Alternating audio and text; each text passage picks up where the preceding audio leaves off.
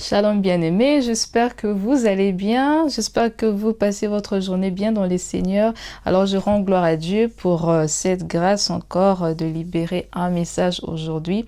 Alors aujourd'hui, le message de Dieu vient du livre de Marc 11 à partir du verset 22. La Bible dit, Jésus leur dit alors, ayez foi en Dieu. Alléluia. Ayez foi en Dieu. Alors dans ces passages, Jésus-Christ est en train de répondre à ses disciples par rapport à leur réaction de ce qu'il avait fait. Jésus-Christ avait maudit le figuier qui ne donnait pas le fruit. Le Seigneur avait prononcé les paroles sur ces figuiers.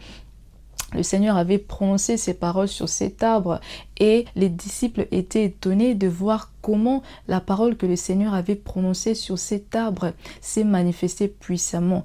La Bible dit, les figuiers étaient desséchés jusqu'aux racines. Voilà pourquoi le Seigneur leur a dit, ayez foi en Dieu. Alléluia. La Bible dit, ayez foi en Dieu. Ayez foi en Dieu, c'est-à-dire ayez foi en sa parole, en la puissance de sa parole. Alléluia. La puissance de la parole que le Seigneur a dit et non ce que l'homme dit.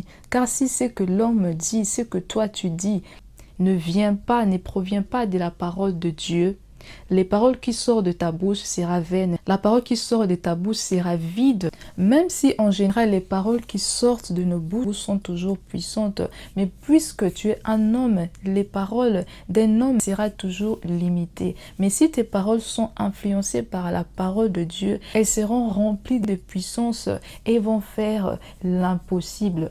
Voilà pourquoi la Bible dit dans Romains 10, verset 17, ainsi, la foi vient de ce qu'on entend et ce qu'on entend vient de la parole de Dieu. Alléluia. C'est pourquoi, au fond de Dieu, c'est important d'écouter la parole de Dieu au quotidien. Pourquoi? Parce que écouter la parole de Dieu au quotidien te rend prêt, te prépare toujours à n'importe quelle situation. D'être prêt à surmonter cela. Jésus-Christ sur terre était capable de bouger des montagnes puisque lui-même, il était la parole incarnée. Il est la parole, il parlait la parole, il manifestait la parole, il vivait la parole. Alléluia. C'est pourquoi Dieu veut que tu saches à travers sa parole que tu peux aussi bouger les montagnes. Pas par ta force ni par ta puissance, mais par la puissance du Saint-Esprit, par la puissance de la parole de Dieu qui sort de ta bouche.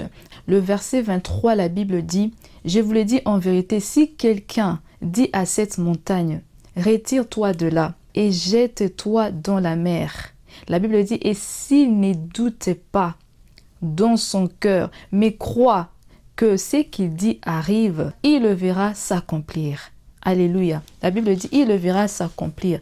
Remarquez, la Bible dit, si quelqu'un ne doute pas dans son cœur. Alléluia. Avoir de doute, c'est-à-dire que rien n'est encore clair.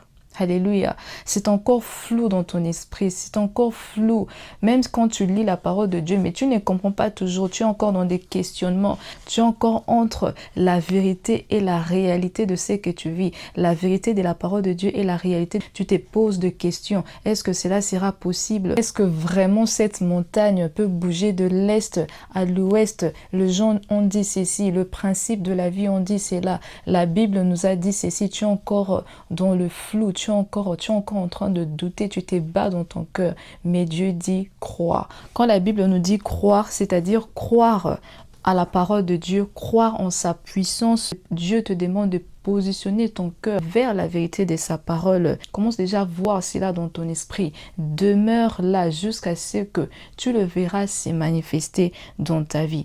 Alléluia. Alors au fond de Dieu, Dieu t'invite à avoir foi en lui, foi en la puissance de sa parole, de croire à la parole de Dieu qui sort de ta bouche, de ne pas douter, mais de croire à la parole de Dieu que tu entends, de demeurer dans sa parole afin de voir l'impossible, ce qui est impossible à l'homme, devenir possible dans ta vie. Alléluia. Que Dieu vous bénisse.